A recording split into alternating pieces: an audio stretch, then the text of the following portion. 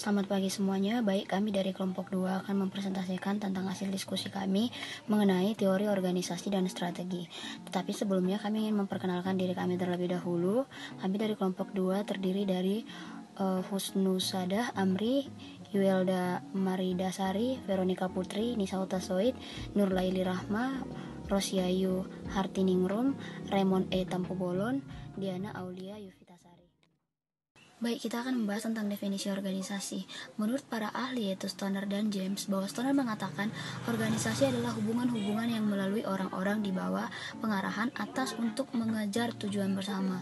Nah, menurut James Demani mengungkapkan bahwa organisasi adalah bentuk setiap perserikatan manusia untuk mencapai tujuan bersama.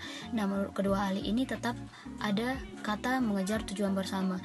Dapat disimpulkan bahwa definisi organisasi adalah sekelompok orang yang akan mencapai tujuan bersama dalam kelompok tersebut, di mana kelompok ini memiliki tujuan tertentu untuk dicapai.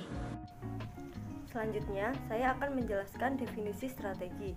Menurut Wright, strategi merupakan suatu alat atau tindakan yang digunakan oleh manajemen untuk mencapai kinerja yang konsisten dan misi serta tujuan organisasi. Sedangkan menurut Siagian, strategi merupakan metode atau rencana yang dipilih untuk membawa masa depan yang diharapkan, seperti tujuan dan solusi untuk masalah.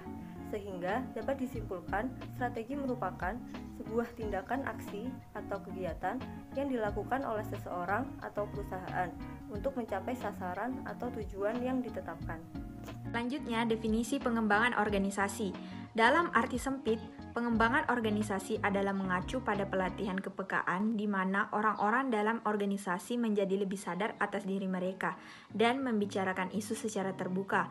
Kemudian dalam arti luas, pengembangan organisasi ini adalah proses meningkatkan efektivitas dengan memadukan keinginan individu untuk tumbuh dan berkembang dengan tujuan organisasi.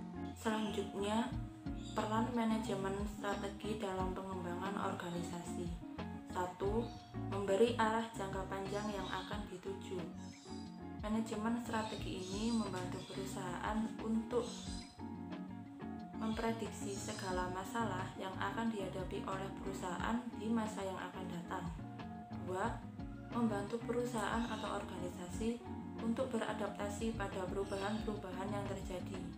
3. Membuat organisasi atau perusahaan tersebut menjadi lebih aktif. 4. Mengidentifikasi keunggulan komparatif suatu perusahaan atau organisasi dalam lingkungan sekitar yang semakin beresiko. Keunggulan komparatif yang dimaksud di sini adalah keunggulan yang dimiliki oleh perusahaan seperti sumber daya manusia atau tenaga kerja, fasilitas, infrastruktur, maupun kekayaan-kekayaan lainnya yang dimiliki oleh perusahaan. Yang mana keunggulan komparatif ini dimaksudkan agar perusahaan mampu bersaing dengan organisasi lainnya atau dengan lingkungan sekitarnya demi mewujudkan visi dan misi suatu perusahaan atau organisasi tersebut.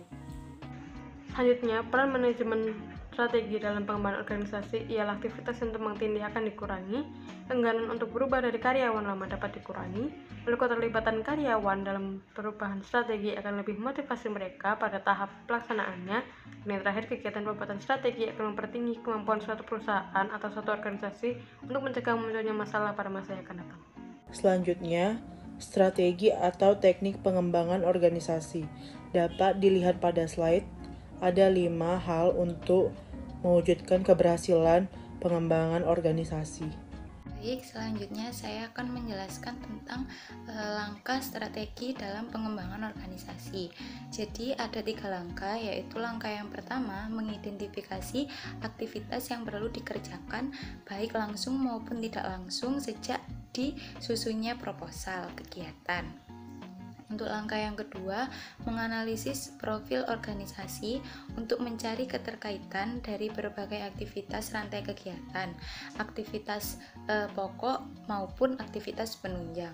Untuk langkah yang ketiga, mencari sinergi potensial yang mungkin ditemukan di antara output yang dihasilkan setiap aktivitas yang dimiliki oleh organisasi tersebut. Saya akan menjelaskan contoh strategi pemasaran organisasi. Yang pertama, latihan kepekaan. Latihan kepekaan merupakan teknik yang pertama diperkenalkan dan yang paling sering digunakan dalam suatu perusahaan atau organisasi. Teknik ini biasanya terdiri dari 6-10 peserta dan pemimpin kelompok yang membimbing peserta meningkatkan kepekaan terhadap orang lain serta keterampilan dalam hubungan antar pribadi. Yang kedua merupakan kisi-kisi pengembangan organisasi. Pendekatan pada pengembangan organisasi ini didasarkan pada konsep managerial grid yang diperkenalkan oleh Robert Blake dan Jen Moton. Konsep ini mengevaluasi gaya kepemimpinan mereka yang kurang efektif menjadi gaya kepemimpinan yang ideal, yang berorientasi maksimum pada aspek manusia maupun aspek produksi. Yang ketiga, survei umpan balik. Tiap peserta diminta menjawab kuesioner yang dimaksud untuk mengukur persepsi serta sikap mereka. Lalu hasil survei ini akan diumpanbalikan pada setiap peserta, termasuk pada para penyedia dan manajer yang terlibat. Nah, kegiatan ini kemudian dilanjut dengan kuliah atau lokakarya yang mengevaluasi hasil keseluruhan dan mengusulkan perbaikan konstruktif. Selanjutnya, konsultasi proses. Dalam konsultasi proses tersebut, konsultan mengamati komunikasi, pola pengambilan keputusan, gaya kepemimpinan, metode kerjasama, dan pemecahan konflik dalam tiap unit organisasi. Lalu konsultan tersebut memberikan umpan balik pada semua pihak yang terlibat tentang proses yang telah diamatinya, serta menganjurkan tindakan koreksi. Selanjutnya, pembentukan tim adalah pendekatan yang bertujuan untuk memperdalam efektivitas serta kepuasan tiap individu dalam kelompok kerjanya maupun tim. Nah, teknik building adalah salah satu teknik yang sangat membantu meningkatkan kerjasama dalam tim yang menangani proyek dan organisasinya bersifat matriks.